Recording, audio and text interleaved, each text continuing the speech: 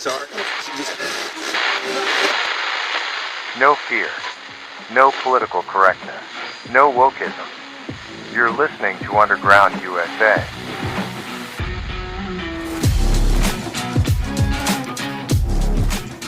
Thanks for downloading, listening, and sharing. My name is Frank Salvato, and you're spending a few moments in Underground USA. If you get your news from the mainstream media, you may have noticed that Democrats believe the U.S. Supreme Court is making partisan decisions. They attribute these decisions to the political leanings of the justices and the presidents who appointed them. But the reason for their disillusionment is actually self-imposed. They have succeeded in deceiving themselves. First, it's wise to refresh our memories on what specifically the U.S. Supreme Court, or SCOTUS, is charged by the U.S. Constitution with doing, what its duty is to the Constitution and the people of the United States. The primary purpose of the Supreme Court is to uphold the rule of law and protect the rights and liberties of American citizens. By interpreting the Constitution and resolving legal disputes, the court ensures that the federal government operates within the bounds of its authority and that individual rights are not violated. As we all know, the SCOTUS is the highest federal court in the country. It serves as the ultimate authority on matters of constitutionality and federal law. Its primary duty is to interpret the United States Constitution and the Bill of Rights, ensuring that federal and state laws adhere to the edicts and principles set forth by each. In interpreting the United States Constitution, the SCOTUS has the exclusive purview of determining the meanings of constitutional provisions, resolving disputes over their interpretations, and striking down laws that violate constitutional principles. The High Court is also tasked with reviewing decisions made by lower federal courts and state Supreme Courts, allowing it to ensure that the lower courts are correctly applying federal law and consistently interpreting the Constitution. The Supreme Court has original jurisdiction in certain cases, meaning it is the first and only court to hear a case. This typically occurs in disputes between states or cases involving ambassadors, ministers, or consuls. In the matter of judicial review, the SCOTUS has the authority to determine the constitutionality of federal and state laws. If a law is found to be unconstitutional, the court can strike it down, rendering it unenforceable. In all of this, and in recent times, believing there is fidelity to this can be challenging, the Supreme Court justices are constitutionally obligated to remain impartial and unbiased in their decision-making. They must base their rulings on the fact and the law, free from personal opinions and ideological or political influence. Further, the justices are obligated to provide clear and well-reasoned explanations for their decisions, allowing the public to understand the court's reasoning and ensuring that the judicial process is transparent and accountable. But perhaps the High Court's paramount obligation is its absolute responsibility to protect the rights and liberties guaranteed by the Constitution. This includes safeguarding freedom of speech, religion, and the press, as well as the right to due process and equal protection under the law, among the other inalienable rights outlined in the Bill of Rights. The court has a responsibility to ensure that all individuals have access to the legal system, regardless of ideology or station, including whether they are in either the public or private sphere, and that justice is administered fairly and impartially according to the U.S. Constitution and how it applies to any matter before the court. Now, ever since the emergence of 20th century progressivism, the idea that the U.S. Constitution is malleable to the point of radical interpretation has become an issue. Many feel that those who favored Fabian socialism, fascism, and outright Marxism in the Wilsonian era, which wasn't unheard of at the time, mind you, initiated the pathway for the strict interpretation of the Constitution and Bill of Rights to be cast to the wayside. This was the era when the idea of a living constitution fell prey to a definition that facilitated transformative change into constitutional interpretation, the beginning of politicizing the judicial branch through the application of political ideology. Which leads me to the reason why Democrats today, and especially the far left in the Democrat Party, believe that the SCOTUS has veered drastically to the ideological right in recent years.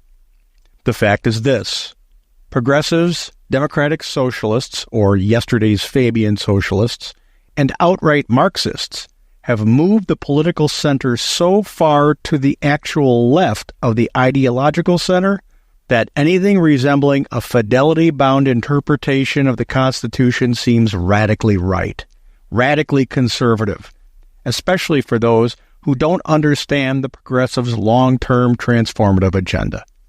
And that agenda is roaring ahead at full throttle.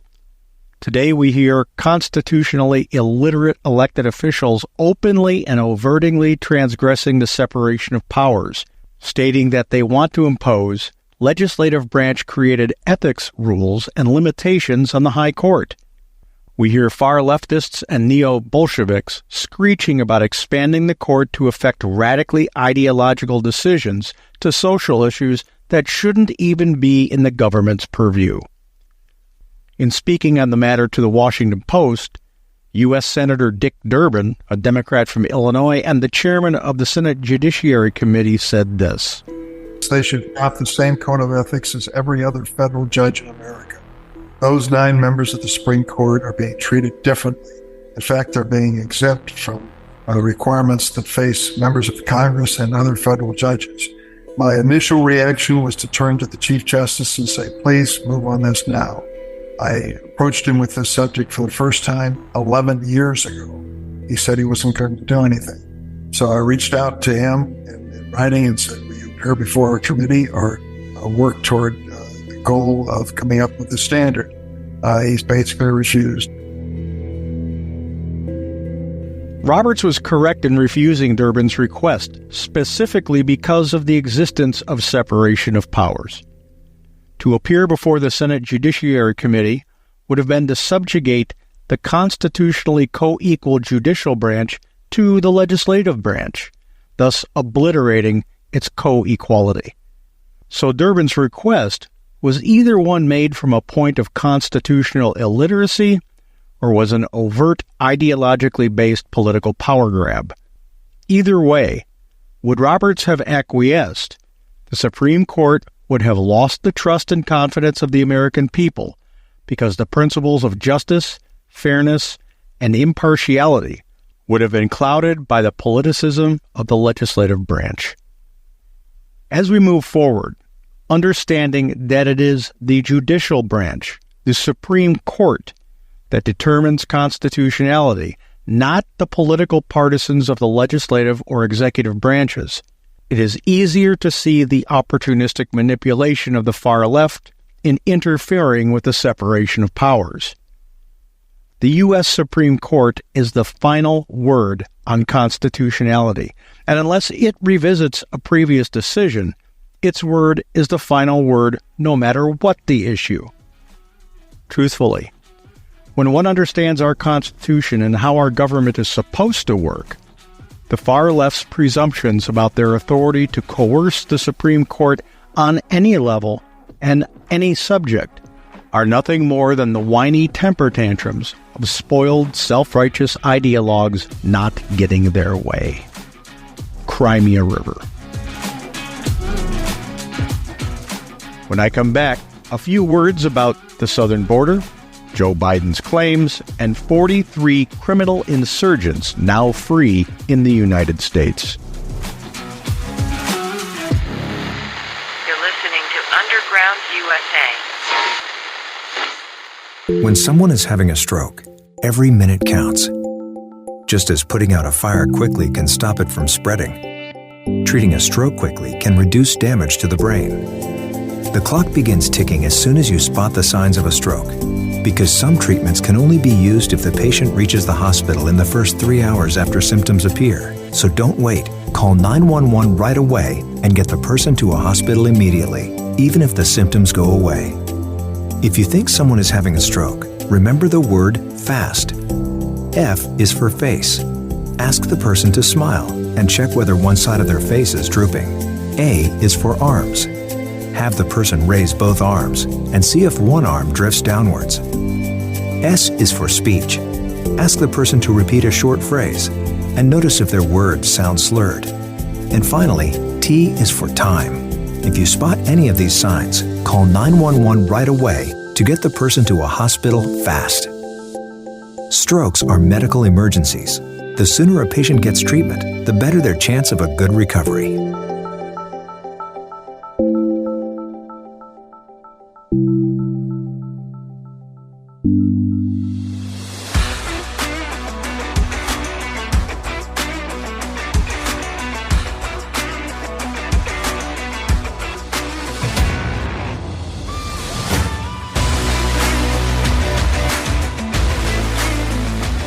My name is Frank Solano, and you're spending a few moments in Underground USA. In light of Joe Biden's bizarre rant about how secure the southern border is in the United States and how the Border Patrol supports his candidacy, a deeper look into how the Immigration and Customs Enforcement arm of the Border Patrol is handling detained criminal illegal immigrants is in order. Recently, according to an article in the New York Post, dozens of criminal illegal immigrants who were involved in the violent border insurgents and riot near El Paso, Texas, last March, have been granted release into the United States by Immigration and Customs Enforcement. This alarming turn of events raises questions about the agency's capability and, in fact, commitment to enforce the law and protect the nation's borders. It also raises eyebrows about the veracity of Joe Biden's insistence that the southern border is secure. When asked during the debate about his administration's performance on the southern border, Biden replied, "Because we worked very hard to get a bipartisan agreement that not only changed all of that, made sure that we are in a situation where you had no circumstance where they could come across the border with the number of border police there are now. We significantly increased the number of asylum officers. Significantly, by the way, the Border Patrol endorsed my position. In addition to that, we found ourselves in a situation where when he was president, he was separating babies from their mothers, putting them in cages, making sure the families were separated. That's not the right way to go. What I've done since I've changed the law, what's happened? I've changed it in a way that now you're in a situation where there are 40% fewer people coming across the border legally. It's better than when he left office. And I'm going to continue to move until we get the total ban on the total initiative relative to what we're going to do with more Border Patrol and more asylum officers. As an aside, the official spokesperson for the National Border Patrol Union posted a short statement on Biden's claim of endorsement on X that stated, quote, "To be clear, we never have and never will endorse Biden," unquote. Simple enough. Putting that aside, the insurgents and riot incident outside El Paso, Texas, took place on March 21st and was captured on video. Over 200 criminal immigrants engaged in violent clashes with Texas National Guardsmen who were feverishly trying to safeguard the area. At least one criminal migrant was seen stomping on an officer's knee during the melee in an attempt to cripple him. Despite the severity of their actions, despite the criminal behavior of these insurgents, El Paso County Judge Ruben Morales, a Democrat, dismissed criminal charges against all involved in that incident. As a result, these individuals were released from state custody and handed over to ICE. But that's not the egregious part of this story. An ICE agent revealed to the New York Post that a significant number of these migrants have been permitted to remain in the country. The agency reportedly released 43 of these criminal insurgents, fighting-aged men who actively participated in the riot. An ICE spokesman defended the decision, stating that the agency makes release choices on a case-by-case basis. However, a source from Homeland Security, who fears retribution from higher-ups in the Biden administration, cast credible doubt on the legitimacy of ICE's decision-making process. The source suggested that the agency's standards are arbitrary, citing its inability to deport criminal migrants promptly and the necessity to reserve detention centers for the most dangerous individuals. The source explained to the Post, "Sometimes we arrest a child molester, and he gets released because of housing space, or the charge isn't egregious enough to keep him or her in custody." While 43 migrants have been released, ICE has managed to keep 32 in custody pending court hearings, 105 in detention awaiting deportation, and another 43 have been successfully deported. These numbers, however, do little to alleviate concerns about the orders the agency has received from the Obama 2.0 apparatchiks of the Biden administration. These are the kinds of people who the Biden administration and far-left Democrats believe will contribute to our society.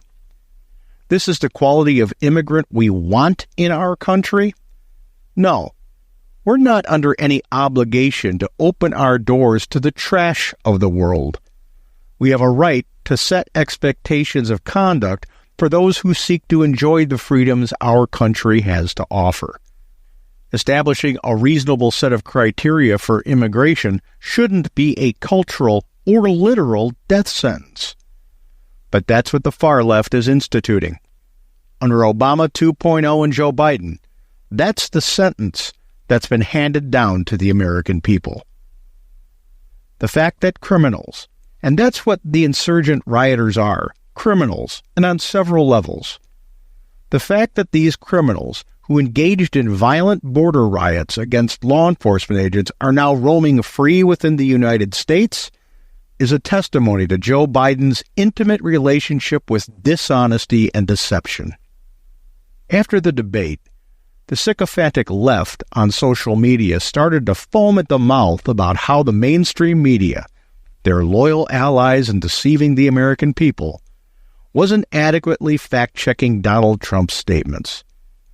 Yet they completely ignored, in just this instance, two provably blatant lies about one of the subjects the electorate is most concerned about. If you're undecided, or a thinking Democrat, consider this. You may not like Donald Trump's demeanor.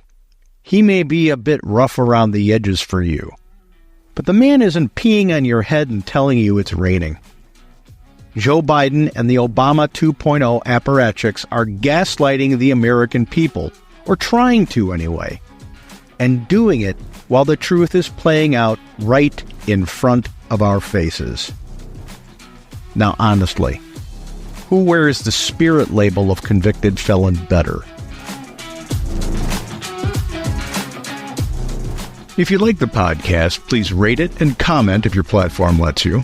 Go over to undergroundusa.com and subscribe to the Substack, and pick up your copy of Nullification, available on Amazon. But more importantly, talk to your friends, family, colleagues, and acquaintances about politics and religion. Do it calmly and employ facts over emotion. You'll be surprised how much you have in common with a great many of those you talk to. It's something we can all do to preserve the Republic. My name is Frank Salvato, and you're listening to Underground USA.